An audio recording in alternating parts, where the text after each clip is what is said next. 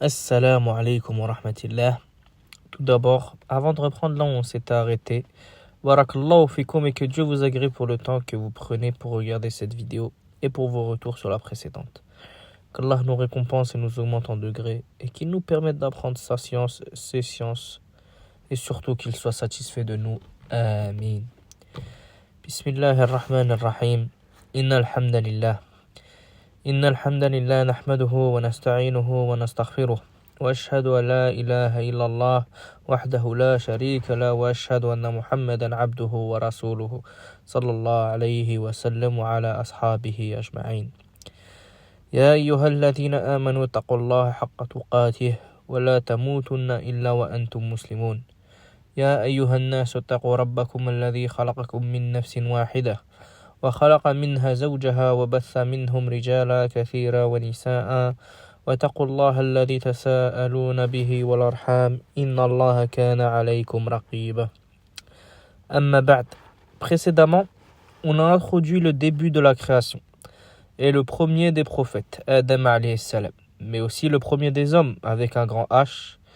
Et on a dit qu'il a été créé de terre, que Allah lui a insufflé son âme, puis il a éternué et il a dit Alhamdulillah, a passé le salam aux anges et ils lui ont répondu par meilleur. Et c'est pour ça qu'on voit qu'en islam, que lorsque quelqu'un agit en bien avec toi, il faut agir de la meilleure des manières ou au minimum de la même façon, comme il est écrit dans le Coran. Puis ensuite, de comment Adam alayhi salam est descendu sur terre et comment avec sa femme Ève, Hawa, se sont retrouvés et ont eu leur descendance.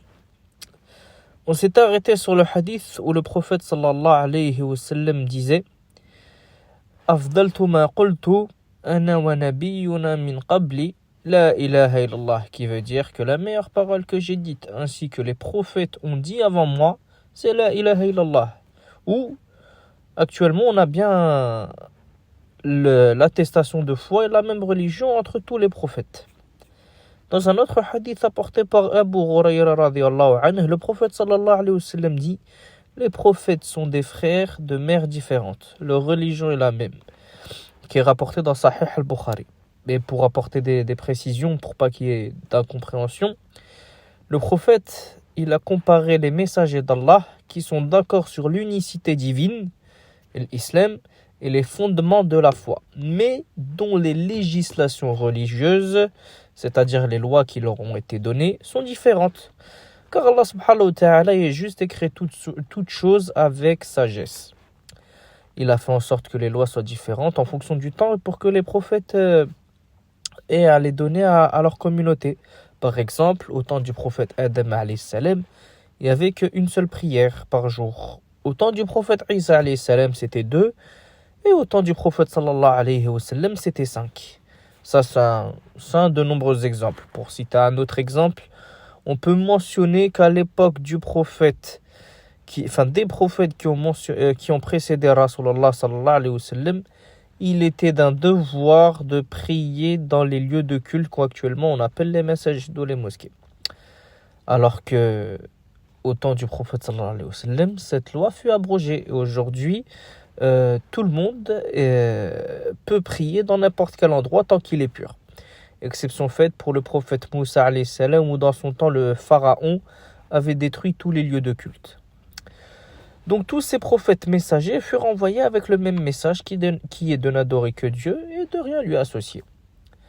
Adam alayhi salam, il fut envoyé pour sa descendance et étant donné qu'il a vécu 1000 ans, Allahu Akbar, certains savants ont dit à son sujet qu'il n'est pas mort avant d'avoir vu 40 000 personnes de sa descendance, Allahu Akbar.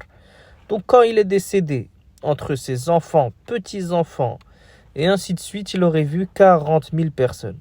Et il leur a enseigné les choses nécessaires pour gagner le paradis, et il recevait ça par révélation. Parmi la descendance d'Adam alayhi salam, le Coran nous raconte un récit dont on doit en tirer des enseignements. Une fois, Hawa, la femme de Adam alayhi salam, a eu un fils avec sa sœur jumelle, et ce fils-là s'appelait Abel. Et une autre fois, c'était Qabil, Cain. Adam alayhi salam était prophète, Et il lui a été révélé donc les choses à faire ou interdites, bien évidemment. Et il était d'un devoir pour sa descendance de se soumettre à l'islam. Comme nous l'avons dit, dans cette époque, parmi les humains, il n'existait pas de mécréance. Et je précise humain car il y avait déjà Iblis à ce moment-là qui avait apostasié l'islam en refusant l'ordre d'Allah de se prosterner devant Adam, mais on reviendra après, Inch'Allah. Donc on disait, puis parmi les lois qui étaient descendues au prophète Adam alayhi salam, en son temps, et je précise bien en son temps, un homme de sa descendance était pour lui permis de se marier avec sa sœur tant que ce n'était pas sa sœur jumelle. Parce qu'on avait dit que Hawa avait eu 40 grossesses et à chaque fois elle a eu un garçon et une fille jumeaux. Et c'est comme ça que l'humanité a prospéré. Allah crée toutes choses avec sagesse et Allah sait ce qui est de mieux pour notre intérêt. Les deux frères avaient une sœur jumelle chacun et Qabil était le plus grand. La sœur de Qabil était plus belle que celle de Habil et Habil avait demandé la sœur de Qabil en mariage. Et il a refusé en mentionnant qu'elle était belle et qu'il voulait la garder pour lui, mais ça lui était interdit parce que c'était sa sœur jumelle. Donc il avait déjà à ce moment-là désobéi et c'est à ce moment-là que leur père Adam alayhi salam leur a indiqué quoi faire à ce moment-là. Et il leur a dit que chacun de vous fasse un sacrifice pour Allah et celui dont son sacrifice sera accepté, il lui sera permis de se marier avec la sœur. Cette histoire est mentionnée dans le Coran. Allah subhanahu wa ta'ala qui parle avec le prophète Muhammad sallallahu alayhi wa sallam et lui dit « Watlu alayhim naba ibnay Adam bil-haq » raconte-leur l'histoire de Adam, des deux fils d'Adam. Raconte-leur l'histoire des deux fils d'Adam. Et de nombreux savants parlent de Habil et Qabil. Ith qarraba qurbanan. Ces deux frères ont fait une offrande. N'est-ce pas que tous les deux souhaitaient la même sœur? Sauf que pour l'un, elle était interdite. Et qu'est-ce qui s'est passé ensuite? فَتُقْبِلَ مِنْ أَحَدِهِمَا وَلَمْ يُتَقَّبَلْ مِنَ الْآخِرِ. L'offrande fut acceptée. Mais de qui? Bien sûr, vous devinez. Il faut savoir que Qabil cultivait les champs. Et Habil, lui, était berger et avait du bétail. Habil, lui, il avait donné un bélier qui faisait partie des meilleurs de son troupeau. Quant à lui, Qabil a pris une botte d'épis de son champ. Par contre, dans cette botte, il a vu qu'il y avait des bons épis. Il les a gardés, il les a mangés et il a donné le moins bon. Et la morale, c'est qu'on a là, c'est que l'offrande qui fut acceptée, c'est celle de Habil, qui avait donné pour l'agrément d'Allah ce qu'il avait de mieux. Alors que Qabil, lui, il a donné ce qu'il avait de moins bon. Et ça, c'est un des nombreux enseignements qu'on a dans l'islam, dans la religion de l'islam, qui est que Allah subhanahu wa ta'ala nous dit dans le Coran « La tanallu al-birra hatta tunfiqu mimma tuhibbun » qui veut dire que lorsque vous atteindrez le bir en arabe, c'est équivalent à haut degré de bienfaisance. Donc, lorsque vous donnerez ce à quoi vous tenez le plus. Et honnêtement, c'est généralement, on va donner quoi? Les restes, la fin d'un repas, un vêtement usé, le peu de pièces qui va nous rester dans la poche. C'est déjà bien, mais il y a mieux encore. Et ça, c'est à faire en recherche de l'agrément d'Allah subhanahu wa ta'ala. Et dans l'histoire, on a vu que grâce à l'action de Habil, qui en réalité lui méritait de se marier avec la sœur de Qabil, Allah a accepté son sacrifice et il fut jaloux. Et je fais une petite parenthèse pour expliquer un peu de comment le sacrifice fut accepté. Certains savants ont dit qu'un feu était descendu en guise d'acceptation et d'autres disent que ce bélier-là, il a été élevé au paradis et que c'est celui-là même qui a été donné à Ibrahim alayhi salam en guise de compensation. Et on verra cette histoire plus tard et Allahu a'lam. Qabil, il s'est fâché. Et il a dit « Je vais te tuer. » Et son frère lui a répondu « Allah accepte certes les actes des croyants. » Et il a ajouté « La in basatta ilayya yadayka litaqtulani ma ana bibassitin yadiyya ilayka liyaqtulaka. Inna akhafu Allah rabbal alamin. » Si tu étends vers moi ta main pour me tuer, moi je n'étendrai pas ma main vers toi pour te tuer, car je crains Allah, le Seigneur de l'univers. Et c'est la première fois qu'un homme a été tué.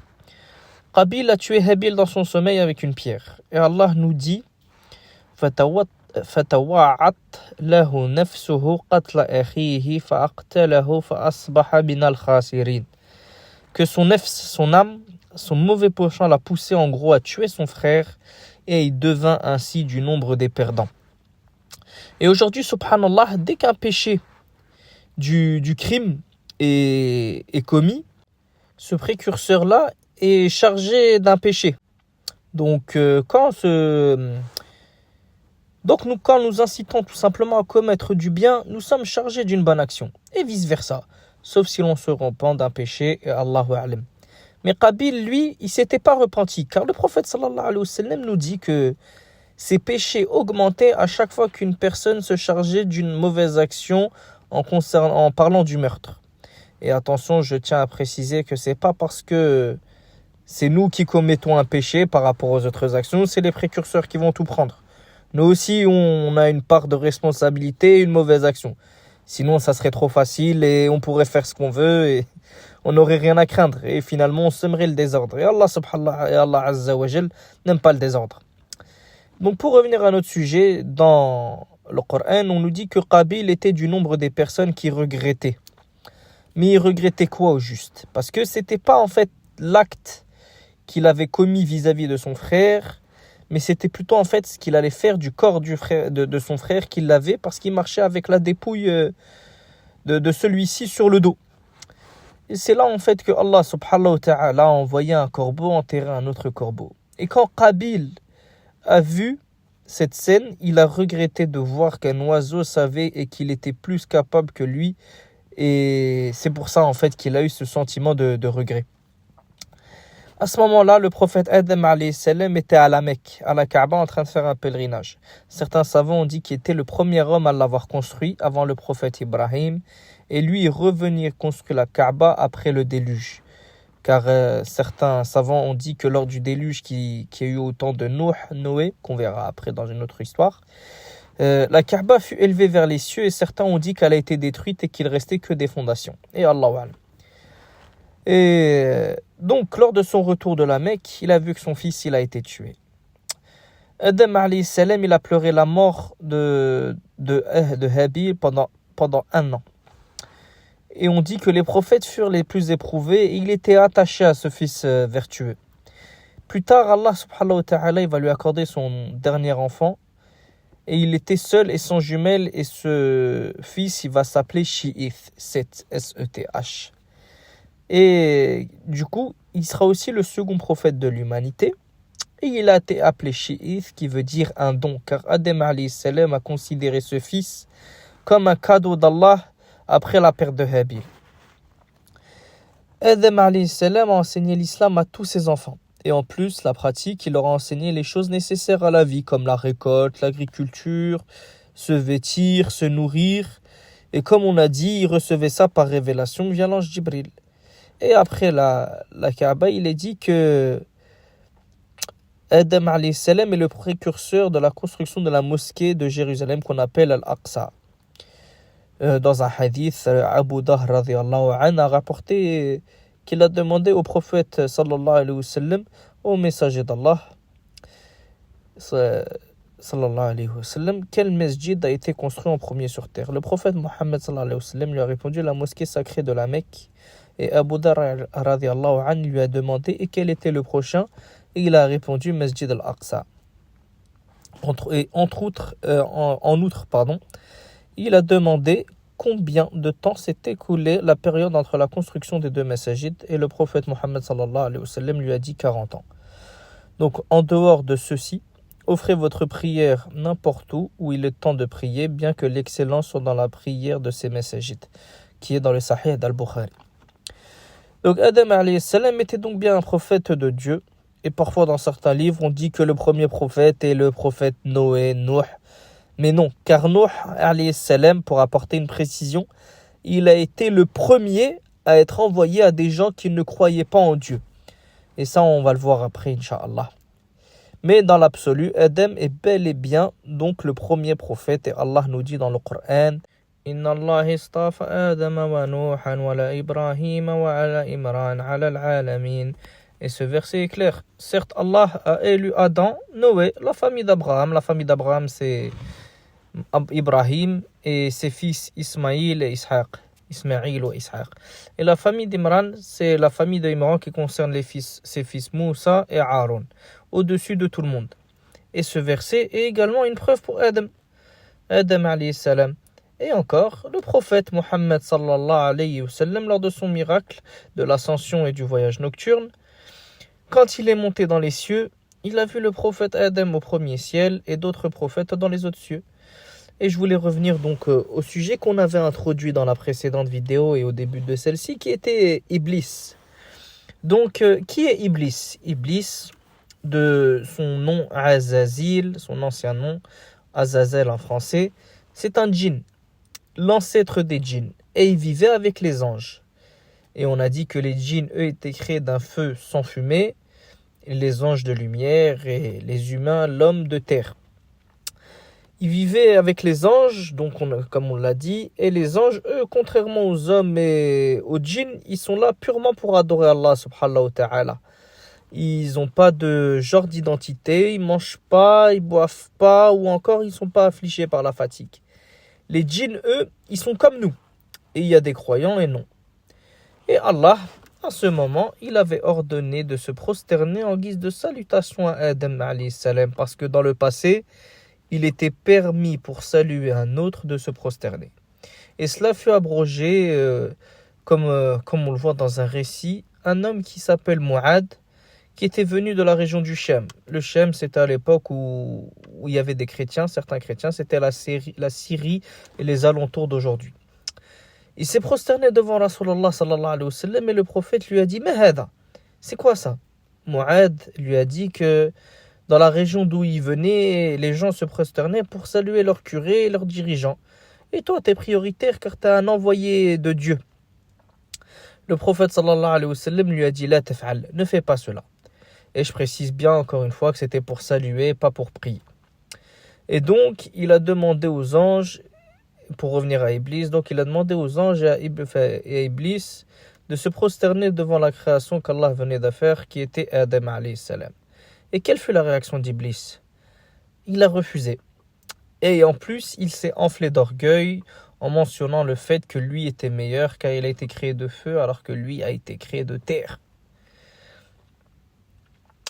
Et cet acte de rébellion, il lui a fait quitter l'islam. Car au final, Iblis, il sait que Allah subhanahu wa ta'ala, il existe. Mais pourtant, son geste a fait qu'aujourd'hui, il est du nombre des perdants. Donc, c'est pas suffisant de reconnaître que Dieu existe pour être musulman. Mais aussi, il faut se soumettre en rien lui associant et obéir à ses ordres et pas se rebeller. Car Iblis, connaissant son acte, il a demandé à Allah subhanahu wa ta'ala de vivre jusqu'au deuxième souffle dans la trompe. Mais Allah subhanahu wa ta'ala lui a refusé, mais il lui a autorisé de vivre jusqu'au premier souffle. Et aujourd'hui, tous les djinns qui l'ont suivi, on les appelle les shayatin. Après la mort d'Adam alayhi salam, Allah subhanahu wa ta'ala, il a descendu la révélation sur le prophète Shi'ith, Seth, qui a vécu à la Mecque. Il a enseigné l'islam à sa communauté. Il aurait vécu, selon certains savants, 912 années. Et Hawa, Ève, sa maman, elle est morte une année après Adam alayhi salam. Elle est morte une année après Adam alayhi salam.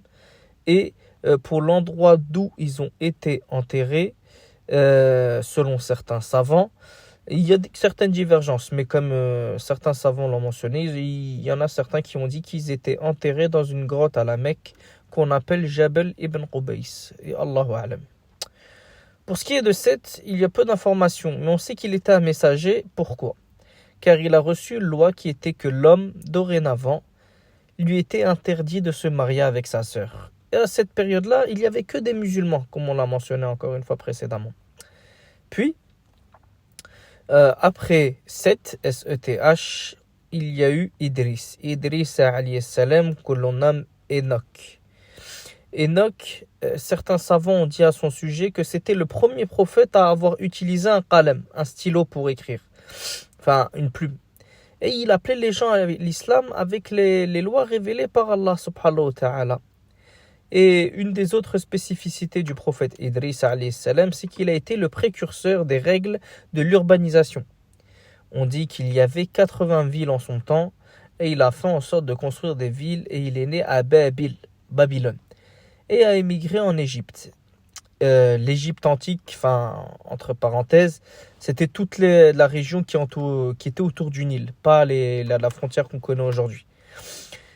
Et lui aussi, à son époque, tous les gens étaient musulmans. Sauf qu'à sa mort, il y a eu un tournant, et c'est là où la mécréance a commencé à se propager sur terre. Et c'est ce qu'on verra, Inch'Allah, dans la prochaine vidéo, qui parlera du 4e prophète de l'humanité, qui était Noé alayhi salam. J'espère que tout a été clair et n'hésitez pas à interagir avec moi. Allahumma salli ala Muhammad wa ala ali Muhammad wa ala ashabihi ajma'in. Subhanallah wa bihamdik. Ashhadu an la ilaha illa anta astaghfirullah wa atubu ilayk. Subhanaka rabbi amma yasifun. Assalam ala al-mursalin walhamdulillahi rabbil alamin. Wa assalamu alaykum wa rahmatullahi wa barakatuh.